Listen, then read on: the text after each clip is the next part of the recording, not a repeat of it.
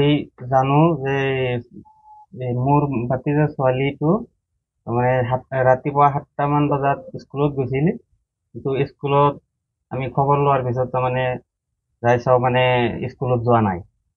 তাৰ পিছৰ পৰাই মানে আমাৰ ঘৰৰ মানুহ বা আমাৰ ভাতিজা বিচাৰিছে, বিচৰাৰ পিছত মানে বিচাৰি পোৱা নাই। তাৰপিছত আৰু মন্দিয়া থানাত মানে কিবা এজাহাৰ দিছে নেকি, মই এইটো নাজানো। এজাহাৰ দিয়াৰ পিছত মানে তাৰপিছৰ পৰাই মানে বিচাৰি আছো, পোৱা নাই। এইটো আপোনাৰ 14 তাৰিখ, যোৱা 14 তাৰিখত। বয়সটো মোটামুটি 15 বা 16 এনেকুৱা হ'ব। কি সন্দেহ হয় আপোনাৰ? সন্দেহ হয় মানে এতিয়া মানে কিবা বেলেগ দুষ্ট চক্ৰই মানে কিবা কিডনেপ কৰি লৈ গৈছে নেকি, এইটো আমাৰ সন্দেহ হয়।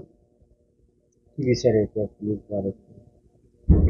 বিচাৰো মানে এতিয়া আমাৰ তাৰমানে মন্দিৰৰ যিটো ভাৰপ্ৰাপ্ত বিষয়া আছে, আমাক তাৰমানে কিবা বিচাৰি ওলাই দিয়ে যেন, সেইকাৰণে মানে আমি অনুৰোধ জনাইছো।